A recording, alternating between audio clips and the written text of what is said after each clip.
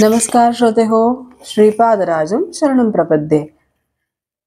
श्रीपाद श्रीवल्लभ चरितामृताच्या ह्या पुष्पमालिकेमध्ये आज आपण 21व्या अध्यायाची गुंफण करणार आहोत.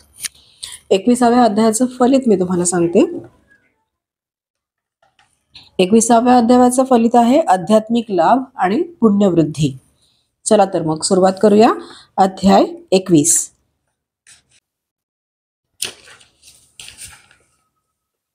श्रीपादराजम शरणं प्रपद्ये. अध्याय 21. श्री दंडी स्वामींचे कुकुटेश्वर येथे आगमन.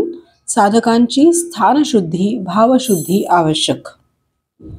मी महागुरूंच्या आज्ञेप्रमाणे गुरुचरण सोबत मांचाल ग्रामदर्शनासाठी निघालो.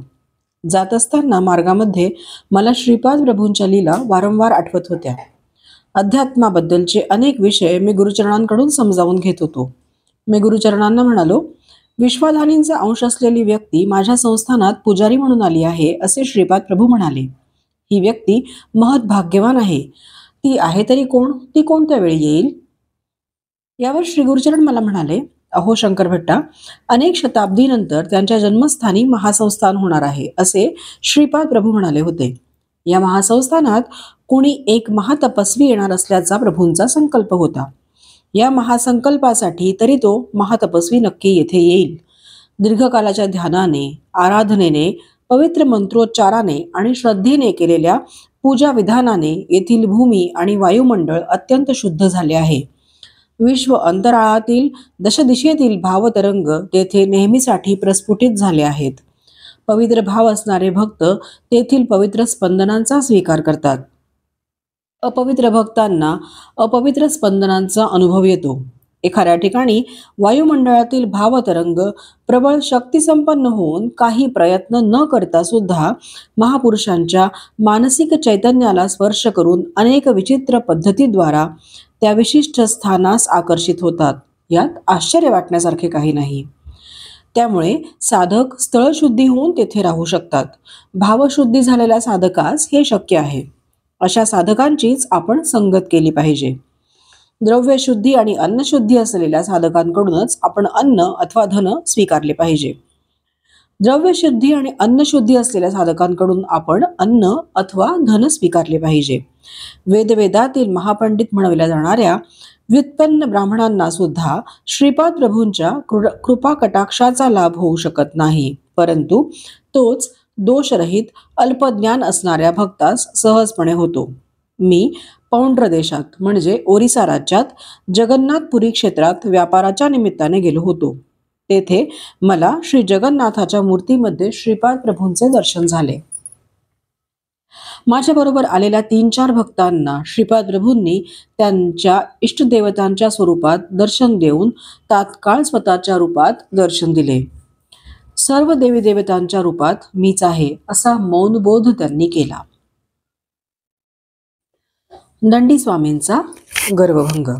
आम्ही जगन्नाथपुरीला गेलो त्याच दिवशी दंडी स्वामी आपल्या 108 शिष्यांसह आले होते. कोणी एखादा महात्मा दिसताच त्या चरणांवर मस्तक ठेवून नमस्कार करणे ही आमची रीतच होती. आम्ही दंडी स्वामींच्या चरणावर आपले डोके ठेवून नमस्कार केला आणि काय आश्चर्य, तात्काळ दंडी स्वामींची वाचा गेली. त्यांना काही बोलता येईना. आम्ही श्री दंडी स्वामींना पुन्हा वाचा यावी अशी श्रीपाद प्रभूंची चरणी नम्र प्रार्थना केली. त्या प्रार्थनेचे फलस्वरूप त्या स्वामींची गेलेली वाचा परत आली. दंडी स्वामींचे शिष्य श्रीपाद प्रभूंच्या शिष्यास पाहून कुतर्काने म्हणाले, श्रीपाद हे शूद्र मांत्रिक आहेत. त्यांचे शिष्य सुद्धा क्षुद्र मांत्रिक आहेत. त्यांच्या क्षुद्र विद्येने आमच्या दंडी स्वामींची वाचा जावी असे त्यांनी केले, परंतु आमचे स्वामी समर्थ असल्याने त्यांची वाचा पुन्हा आली आणि ते स्वस्थ झाले. आमचे गुरु श्री दंडी स्वामी श्रीपादांचे खरे स्वरूप जनतेसमोर आणतील. ते पिठिकापुरमला जाऊन श्रीपाद श्रीवल्लभांशी शास्त्र चर्चा करून त्यांना पराभूत करून विजयपत्र घेऊन येतील, यात शंकाच नाही. पिठिकापुरम मधील प्रजाजनांनी श्री दंडी स्वामींच्या स्वागतासाठी एका महान रथाचे आयोजन केले होते. आम्ही ते ऐकून निरुत्तर झालो. जेव्हा भक्त श्रीपाद प्रभूंना अनन्य भावाने शरण जातो तेव्हा ते आपल्या लीला विधानांनी भक्तांच्या संकटातून रक्षण करतात. आश्चर्याची गोष्ट अशी की समस्या निर्माण करणारे श्रीपाद प्रभू आणि त्यांचे निराकरण करणारे सुद्धा श्रीपादच. अशा अनेक अंतर्मय लीला करून श्रीपाद प्रभू सर्व दत्तभक्तांना अनुभव करून देत. काही दिवसांनी दंडी स्वामींनी पिटिकापुरम क्षेत्री प्रवेश केला. माझ्या भाग्यामुळे मी सुद्धा पिटिकापुरमला आलो होतो, म्हणजे शंकर भट्ट. श्री बापन्नाचार्युलू, श्री अपळराजू आणि श्रीपाद प्रभूंच्या विरुद्ध असणाऱ्या लोकांची पिटिकापुरम गावात कमी नव्हती. श्री दंडी स्वामींनी कुकुटेश्वराच्या मंदिरात जाऊन सर्व देवदेवतांचे दर्शन घेतले. स्वयंभू दत्तात्रेयांचे सुद्धा दर्शन घेऊन ते म्हणाले, येथे असलेल्या स्वयंभू दत्तात्रेयांचा महिमा अपरंपार आहे असे सांगून पुढे येऊन म्हणाले की त्यांचा अवतार श्रीपाद प्रभूंचा गर्व दूर करण्यासाठी आहे. त्या दिवसापासून त्यांनी आपला संकल्प शक्तीने कुमकुम, विभूती सारखे पदार्थ निर्माण करून आपल्या भक्तांना देण्यास सुरुवात केली. पिटिकापुरममधील ब्राह्मणांनी वेदमंत्रांच्या गजरात दंडी स्वामींचे स्वागत करून त्यांना कुकुटेश्वराच्या मंदिरात नेले. गावात दंडी स्वामी असल्याची त्यांनी दवंडी पिटविली. स्वतः दत्त अवतार असलेल्या श्रीपाद प्रभूंनी दंडी स्वामींची तपस्या जाणून त्यांना साष्टांग नमस्कार केला. श्री बापन्नाचार्युलूंनी दंडी स्वामींचे दर्शन घेऊन त्यांची शरणागती पत्करली आणि अपळराजू शर्मा यांनी श्री दंडी स्वामींचे दर्शन घेऊन परंपरेनुसार पूजा अर्चा होत असलेली एक काळ्या पाषाणाची मूर्ती त्यांना अर्पण केली. व्यंकटप्पा श्रेष्ठी यांच्या अध्यक्षतेखाली आर्यवैश्य समितीचे संमेलन झाले. या संमेलनात एक ठराव सर्वमते पास झाला की कोणत्याही परिस्थितीत श्री दंडी स्वामींच्या अकृत्यांना श्रीपाद प्रभू, अपळराजू शर्मा आणि बापन्नाचार्युलू सहकार्य देणार नाहीत. नरसिंह वर्मा यांच्या अध्यक्षतेखाली झालेल्या क्षत्रिय महासभेत हाच प्रस्ताव अनुमोदित झाला. श्रीपाद प्रभू आपल्या आजोळच्या घरातील अंगणात असलेल्या औदुंबराच्या झाडाखाली विश्रांती घेत होते. दिव्य कांतीच्या कळा पसरविणाऱ्या श्रीपाद प्रभूंकडे पाहून श्रेष्ठींना गहिवरून आले आणि त्यांच्या नेत्रातून काही अश्रुबिंदू ओघळले. बापन्नाचार्युलू, श्री अपळराजू शर्मा आणि श्रेष्ठी हे तिघे श्रीपादांच्या मुखारविंदाचे अवलोकन करीत त्यांच्या अगदी जवळ बसले. श्रीकृष्णासारख्या दिसणाऱ्या श्रीपाद प्रभूंना भूक लागली होती. त्यांची आजी राजमंबाने श्रीपाद प्रभूंना खाण्यासाठी एका चांदीच्या भांड्यात दहीभात आणला. श्रीपाद प्रभूंनी तो मोठ्या आवडीने खाल्ला. तो भात खाल्ल्यावर श्रीपाद आपल्या आजोबांना वेदघोष करा असे म्हणाले. बापन्नाचार्युलूंनी वेदघोष करण्यास सुरुवात केली. त्यांच्याबरोबर श्री अपळराजू शर्मा आणि स्वतः श्रीपाद प्रभू सुद्धा वेदघोष करीत होते. नरसिंह वर्मा आणि श्रेष्ठी या दोघांनी सुद्धा अत्यंत आनंदाने सुश्राव्य स्वरात वेदपठणास प्रारंभ केला. तेथील वातावरण या वेदघोषामुळे ऋषी आश्रमाप्रमाणे पवित्र झाले होते. याच वेळी कुकुटेश्वराच्या देवळात एक आश्चर्य घडले. स्वयंभू दत्तात्रेयांच्या तोंडाजवळ दहीभाताची शिदे दिसू लागली. पुजाऱ्याने ती 2-3 वेळा पुसली तरी पुन्हा ती तिथे येत होती. अशा प्रकारे ही श्रीपाद प्रभूंची अद्भुत लीला होती. दंडी स्वामी आपल्या शिष्यांबरोबर वेदघोष करीत पिटिकापुरमहून बाहेर जाण्यास निघाले. ते सर्वजण एकामागून एक पावले टाकत चालले होते. त्यांना तेथील जमीन वाढत असल्यासारखे वाटत होती. ते कितीतरी वेळ चालत होते, परंतु ज्या ठिकाणाहून ते निघाले होते तेथेच होते. याप्रमाणे या विचित्र क्रियेत बराच वेळ गेला. सर्वांना हे पाहून मोठे आश्चर्य वाटले. तेवढ्यात दंडी स्वामींच्या हातातील दंड तुटून त्यांचे 2 तुकडे झाले. दंडी स्वामींना मात्र आपल्या शरीराचेच 2 तुकडे झाल्यासारखे वाटले. पिटिकापुरममधील ब्राह्मणांना ही घटना भयप्रद वाटली. दंडी स्वामींना आतापर्यंतच्या अनुभवावरून कळून चुकले होते की श्रीपाद श्रीवल्लभ आपणापेक्षा कैक पट अधिक शक्तिसंपन्न आहेत.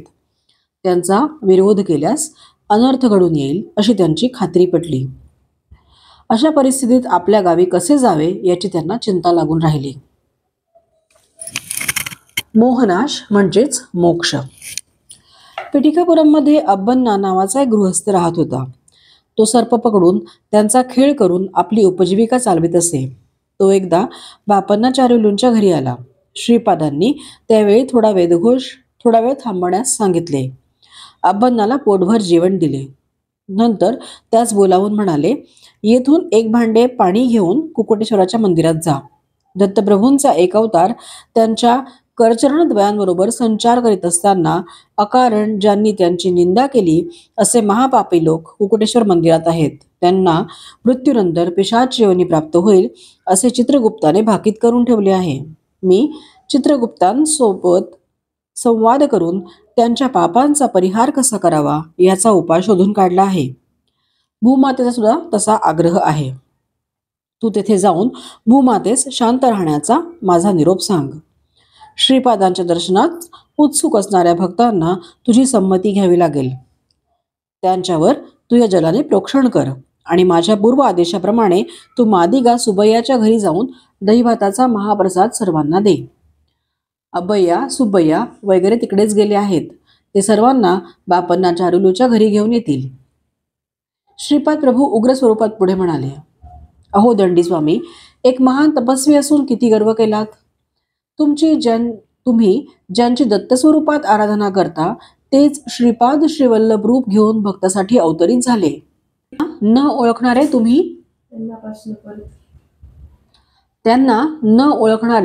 तुम्ही महामूर्ख आहात. तुमचे शिष्यगण सुद्धा तुमच्याप्रमाणेच मूर्ख आहेत. पेटिकापुरमचे तुमचे नवीन शिष्य अज्ञानी आहेत. तुम्ही आम्हाला काय करू शकता? समस्त सृष्टीचे शासन करणाऱ्या एकमेव सत्तेसमक्ष तुमचे अस्तित्वच ते काय? तुमचे सामर्थ्य ते किती? दैवदूषणासारखे महापाप केल्यामुळे तुम्हाला अनेक शतवर्षे पिशाच योनीत राहावे लागणार असा चित्रगुप्ताने निर्णय केला आहे. अव्याज करुणेने मी तो रद्द करीत आहे.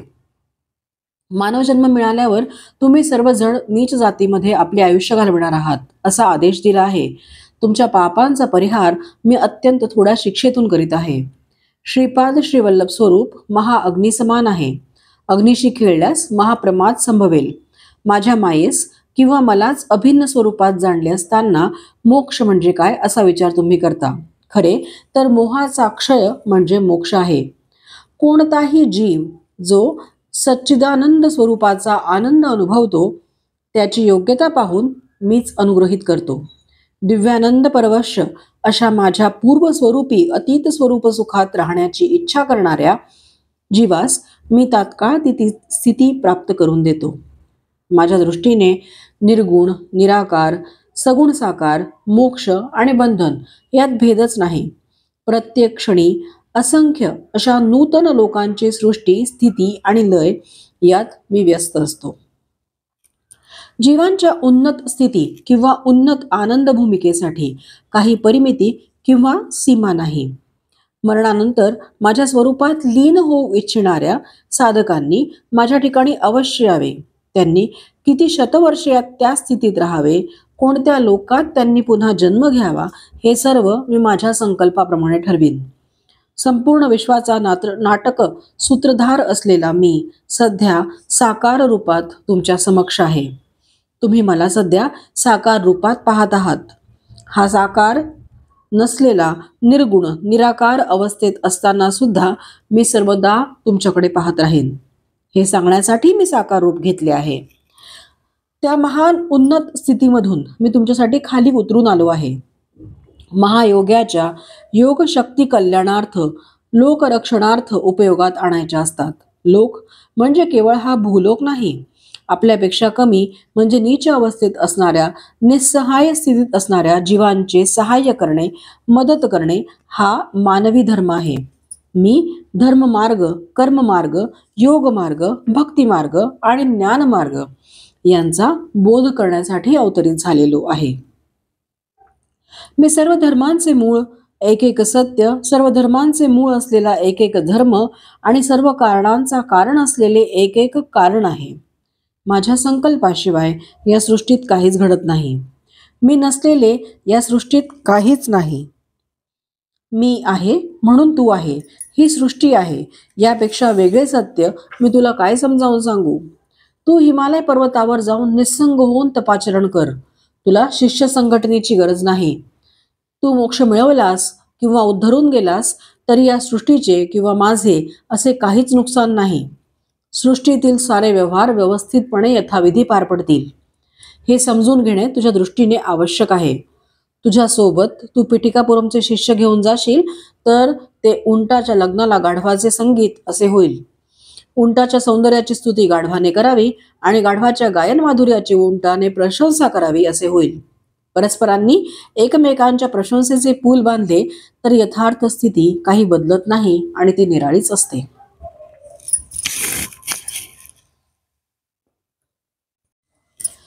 अरुंधती वसिष्ठ संबंध. त्यावर मी म्हणालो, अहो गुरुचरण, अरुंधती मातेचा जन्म चांडाळ वंशात झाला असे मी ऐकले आहे. तिचा विवाह वसिष्ठ ऋषीबरोबर कसा झाला?